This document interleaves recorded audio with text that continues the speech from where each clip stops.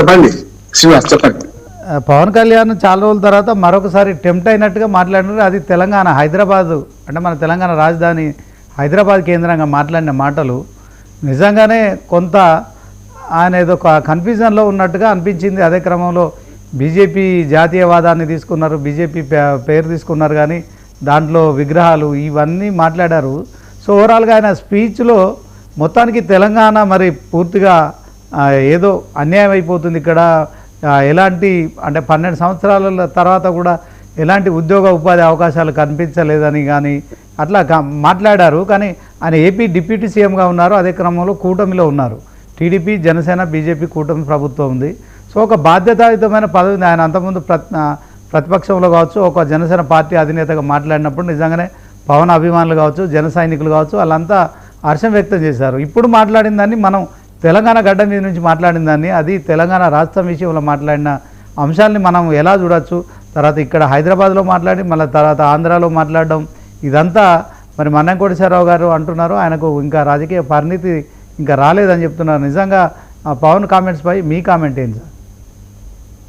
శ్రీనివాస్ గారు, మీకు అట్లాగే రమేష్ గారికి అట్లాగే పెద్ద కోటేశ్వరరావు గారికి 99% నమస్కారం. వాళ్ళిద్దరి వ్యాఖ్యలు పూర్తిగా అంటే ఒక్క అక్షరం ముక్క సమర్థిస్తున్నాడు, ఇంకేం లేదు. నాగేశ్వర గారు ఆ ప్రెస్ మీట్ పోవద్దని పోయినట్టు చెప్తున్నాను, వాల్స్ లేకుండా. ఓ సెటిల్డ్ సమస్య. నిజంగా నాగేశ్వర గారు అన్న మాటలు కూడా తప్పే ఉంది. నేను కోటేశ్వరరావు గారు అమెరికా గురించి మాట్లాడతాం, రష్యా గురించి మాట్లాడతాం, అక్కడ చూసి వస్తున్నాం. ఏమన్నా మాకున్న అవగాహన మేరకు ఎవరు తప్పు ఎవరు చెప్తుంటాం, అది మా అనుభవం లేకుంటే మా పరిశీలన బట్టి చెప్తుంటాం. ఆయనంత మాత్రాన నాగేశ్వర గారు కూడా వెనక్కి తీసుకోవడానికి తప్ప అంటున్నాను. ఆయన మాట్లాడేది తప్పేం లేదు. వాళ్ళిద్దరు కలిసి ఇట్లా జగన్మోహన్ అరెస్ట్ చేస్తారేమో దానికోసం మాట్లాడింది అనుకున్నాడు, మాట్లాడలేదని చెప్తే అయిపోయేది. ఈయన కూడా వెనక్కి తీసుకున్నాడు, సమస్య లేదు, అక్కడ ముగిసిపోయింది కదా. ఇప్పుడు బీబీబీయా రాజీవ్తో కాజీ క్యాకర్తి అని సామెత, అంటే భార్యాభర్తలు కలిసిపోయాక కాజీ ఏం చేస్తాడు, ఇది అంతే. వాళ్ళిద్దరు కలిసిపోయింది. అంటే స్వామి కంటే స్వామి భక్తి, రాజు కంటే రాజభక్తి అటు జనసేన వాళ్ళు చూపించిండ్రు. ఇక్కడ పాశం యాదగిరి, నా మిత్రుడే, పాశం యాదగిరితో సహా దుర్మార్గంగా పవన్ కళ్యాణ్ తిట్టడం తప్పు అంటున్నాడు. ఏందానికి ఆ మీటింగ్ లో పవన్ ప్రేక్షకుడుగా ఉండడం కూడా ఎవరు తప్పు, నాగేశ్వరరావు గారు తప్పు అంటున్నారు. ఒక సెటిల్డ్ ఇష్యూలో మళ్ళీ అక్కడ పోతే ఏమన్నట్టు ఇప్పుడు మళ్ళీ మొదలైనట్టే కదా. ఇది రెండో చెప్తాను.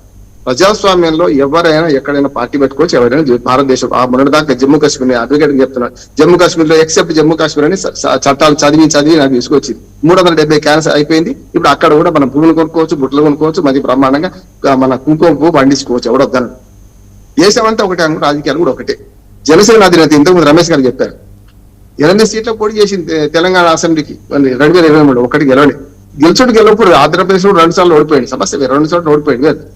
రెండోది 216 సీట్లలో పోటీ చేస్తారు, అన్ని విడ్రా చేసుకుంటూ రెండు మున్సిపల్ కౌన్సిలర్ గెలిచింది కూడా, కాదంటలేదు.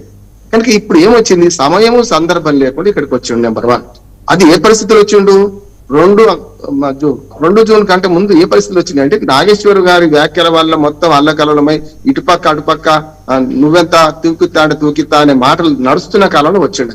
తప్పు కదా. 12 ఏళ్ళు వచ్చింది కదా. ఒక్కనాడన్నా పవన్ కళ్యాణ్ గారు ఒక్కనాడన్నా అవతారణ దినోత్సవం చేసుకుందా అని అడుగుతున్నా, చేసిండు ఎప్పుడన్నా? ఆయన ఆఫీస్ జనసేన ఆఫీస్ ఉంది కదా, ఇక్కడ పుట్టిన పార్టీ కదా, ఇక్కడ ఆఫీస్ ఉంటుంది కదా. శంకర్ గౌడ్ గారు దానికి ప్రెసిడెంట్ కదా, మరి ఇక్కడ శంకర్ గౌడ్ గారితో జెండా వందనం, అక్కడ డిప్యూటీ చీఫ్ మినిస్టర్, అక్కడ రాజకీయాలు పెద్ద అనుకుందాం. ఇక్కడ శాఖ ఉంది కదా, ఊరు గుర్తులు పోటీ చేస్తా అంటుంది కదా, ఒక్కనాడన్నా జెండా ఎత్తిండా? 2 జూన్ నాడు ఎన్నడన్నా ఇక్కడ ఆ వాతావరణ దినం నుంచి మాట్లాడిండా? ఒకటి. రెండోది, అన్ని మీరు ఇద్దరు చెప్పిన కనుక నేను కొత్తగా ఒకటి యాడ్ చేస్తే వేస్ట్, కొత్త చెప్పే అంశాన్ని చెప్తాను. కొత్తది ఏంటంటే ఆంధ్రప్రదేశ్ మొన్న వచ్చి ఇక్కడ పోయినాక ఒకటే రోజుకి జ్ఞానోదయం అయింది, 2 నుంచి 3వ తారీఖు జ్ఞానోదయం అయింది. అసలు తెలంగాణ సెంటిమెంట్ ఇంత ఉంటుందా అనుకోలేదు. అంటే ఎంత అవగాహన రాయితీ చెప్పండి. అందుకని పరిణతి లేని రాజకీయాలని కోటేశ్వరరావు గారు తిరిగితే కరెక్ట్ అంటున్నాను. ఎంత పరిణతి లేని రాజకీయం అంటే మనకు ఏమంటారు, దాని గులకరాయి లాంటి గులకాయ రాజకీయం ఏముండదు. ఆయన విధానాలే కోటేశ్వరరావు గారు ఎండగట్టారు. మళ్ళీ చెప్పడం ఎందుకు, అన్ని రకాలు నేనే అంటాడు, మళ్ళీ అక్కడికి వచ్చినప్పుడు పోతాడు. అక్కడ ఈ 12 ఏళ్ల తర్వాత ఇంత ఉంటుందని అనుకోలేదట. దానికి తగ్గట్టు వారి గురువు కూడా అదే మాట్లాడాడు. పవన్ కళ్యాణ్ గారిని అట్లా అనడం తప్పు అని మరి గురువు గారు మన చంద్రబాబు నాయుడు గారు అదే మాట్లాడుతున్నారు. వీళ్ళిద్దరికీ అవగాహన లేదు తెలంగాణ అస్తిత్వ పోరాటం మీద కానీ దీని మీద. అందుకనే బక్కే నరసింహ లాంటి వాడు కూడా చంద్రబాబు నా పర్మిషన్ తీసుకొని మాట్లాడుతున్నాడు, కానీ తెలంగాణ వాడై తెలంగాణ నుంచి పోలీట్ బూర్కి ఎన్నికైన వాడు తెలంగాణ చరిత్ర నేర్పమన్నాడు. అందుకని నేను 2 రోజులు ఒక అమెరికా టీవీలో సంస్కృతి అస్తిత్వం చరిత్ర గురించి చరిత్రకారులు వినిపించి చెప్పించాడు. అమెరికా టీవీలో 1 hour ప్రోగ్రామ్ చేయించాడు. ఎందుకంటే మీకు తెలవాలి, ప్రజలు తెలవాలంటున్నాడు. అస్తిత్వ పోరాటం గురించి తెలియనివాడు ఇవాళ తెలంగాణ సెంటిమెంట్ ఎట్లా గుర్తిస్తారు? ఇంకోటి పవన్ కళ్యాణ్ గారు నిన్న మాట్లాడిన విషయం ఏంటంటే ఆంధ్రప్రదేశ్ పోయి మాట్లాడిన విషయం. పొట్టి శ్రీరాములు ఆంధ్రప్రదేశ్ కోసం ప్రయత్నం చేసిండు అంటాడు. ఆంధ్రప్రదేశ్ పొట్టి శ్రీరాములు సంబంధం ఉండేమన్నా? పొట్టి శ్రీరాములు గారు మద్రాసు నుంచి, ఉమ్మడి మద్రాసు నుంచి, కోటేశ్వరరావు గారు బాగా తెలుసు, మద్రాసు నుంచి విడిపోవడానికి తెలుగు వారికి ఒక రాష్ట్రం కావాలని. కానీ ఆయన పేరు ఇక్కడ తీసేస్తే ఒక్కడైనా మాట్లాడిండా? నేను స్పష్టంగా చెప్తున్నా, ఇక్కడ ఆయన పేరు కులం, ఆయన కులబలం లేదు కనుక పొట్టి శ్రీరాములు విశ్వవిద్యాలయం పేరు తీసేసి సురవరం ప్రతాప్ రెడ్డి పెట్టినట్టున్నాడు. సురవరం ప్రతాప్ రెడ్డి ఇంకో దానికి పెట్టుకోవచ్చు, దీన్ని తీసేయడం తప్పు కదా. ఒక బ్రహ్మానంద రెడ్డి పార్క్ పేరు తీసేయగలుగుతారా వీళ్ళు? లేకుంటే ఇంకేదైనా పేరు తీసేయగలుగుతారా వీళ్ళు? నేను ఏమంటున్నానంటే స్పష్టంగా చెప్తున్నాను, అక్కడ పొట్టి శ్రీరాములు గురించి అవగాహన లేదు, ఆయన దేనికోసం ప్రయత్నం చేసి అవగాహన లేదు. ఆనాడు ఆంధ్రుడు ప్రకాశం పంతులు గారు ముఖ్యమంత్రిగా ఉన్నప్పుడు ఆ ఉమ్మడి మద్రాసు రాష్ట్రానికి ఆనాడు ఆయన భయపడి ఒక్కడు కూడా పోలే ఆయన శవం దగ్గరికి, పొట్టి శ్రీరాములు శవం దగ్గరికి. ఘంటసాల వెంకటేశ్వరరావు గారు పాటలు పాడుతూ ఒక ఎడ్ల బండి మీద వేసుకొని, ఒక ఒంటెద్దు బండి మీద వేసుకొని పురుషుల సాంబమూర్తి ఇంట్లో ఇప్పటికీ దాన్ని స్మారక మందిరం చేసుకున్నామా, అక్కడి నుంచి తీసుకుపోయిన చరిత్ర తెలియదా? పొట్టి శ్రీరాములు ఇవాళ గొప్పవాడని మాట్లాడుతున్నారు వీళ్ళు. పొట్టి శ్రీరాములకు ఒక్కనాడు కూడా అప్పటి కాంగ్రెస్ పార్టీ కానీ అప్పటి ఆంధ్రులు కానీ ఎన్నడూ గౌరవం ఇయ్యలేదు. తర్వాత మనం ఓ జిల్లా పేరు పెట్టుకున్నాం, అది వేరు. ఇక అక్కడికి అది పక్కన పెడదాం. ఆయనకు అవగాహన లేదంతా నిన్న మళ్ళీ ఆంధ్రప్రదేశ్ పోయి మాట్లాడిన మాటలు చూపి చెప్తాను. దుర్మార్గాన్ని మాట్లాడుతున్నాను. ఆంధ్రప్రదేశ్ అవతరణ గురించి తెలియదు, పొట్టి శ్రీరాములు గురించి తెలియదు. ఇంత సెంటిమెంట్ ఉంటది అంటే ఉంటదనుకో రాలే కనుక ఇప్పుడు ఉన్నది పారిపోతున్నాం అన్నట్టు కదా. ఇక్కడ ఉన్నదని తెలిసింది కదా. పార్టీలకు అతీతంగా, విశ్లేషకులకు అతీతంగా అందరం కూడా అదే అంటున్నాం కదా. ఈ సమయం సందర్భం కాకుండా వచ్చి ఛాలెంజ్ చేసాడు. నెంబర్ 1. రెండోది, ఒక పెళ్లిళ్ళు శ్రీనివాస్ గారు, ఒక పెళ్లి జరుగుతుంది ఇంట్లో. ఎవడైనా శవం మా ఊళ్ళో చచ్చిపోతే కూడా పెళ్లింటి ముందుకు తీసుకుపోడు, చుట్టూ తిరిగిపోతాడు. ఎవడైనా మనం పెళ్లి సంబరాలు చేసుకుంటే అక్కడికి వచ్చి చావు డప్పు మోగించుండు.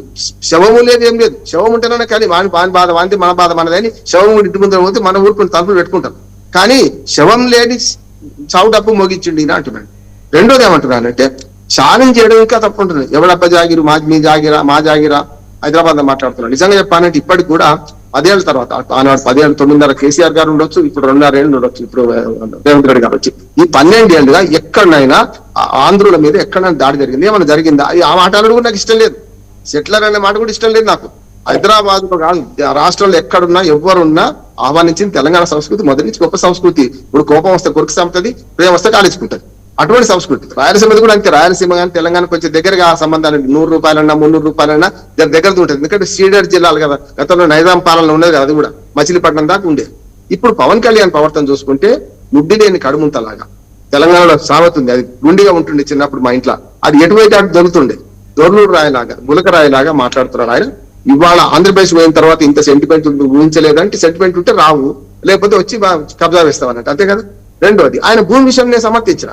ఆయన FTL లెవెల్, రెవెన్యూ శాఖలో నిష్ణాతుని కనుక నేను స్పష్టంగా చెప్పిన, ఆయనది FTL లెవెల్ అయితే తోట పెంచుకోవచ్చు, వ్యవసాయం చేసుకోవడం ఎవరొద్దాడు, అది గవర్నమెంట్ తేల్చాలి కదా. నేను అందుకని రేవంత్ రెడ్డి గారు కూడా అన్నా, అయ్యా రేవంత్ రెడ్డి గారు, మీ హైడ్రా ఉంది కదా, ఆయన భూమి అక్రమమా సక్రమం తేల్చడానికి ఎన్ని నిమిషాలు, ఓ రోజు పడితే ఒక పూట పడుతుంది అండి. ఏముంటది, ఆ 506 సర్వే నెంబరు, 706 సర్వే నెంబర్ అలా ఉందా లేదా, అది FTL లెవెల్ ఉందా, శిఖంలో ఉందా, లేకుంటే బఫర్ జోన్ లో ఉందా తేల్చి చెప్పడానికి ఎవడు పడితే వాడికి కూరగొడుతుంది కదా. పోయి అది చేస్తే అయిపోద్ది కదా, దాని సంగతి తెలుస్తుంది కదా. తేలొద్దు అనుకుంటున్నారా? పర్మిషన్ ఇవ్వకపోవడం కేంద్ర రాష్ట్ర ప్రభుత్వాన్ని పూర్తిగా సమర్థిస్తున్నారండి. ఎందుకంటే గతంలో మా మహబూబాద్ లో ఏం జరిగింది, జగన్మోహన్ రెడ్డికి ఏమైంది, ఏం అనుభవం తెలుసు కదా మీకు.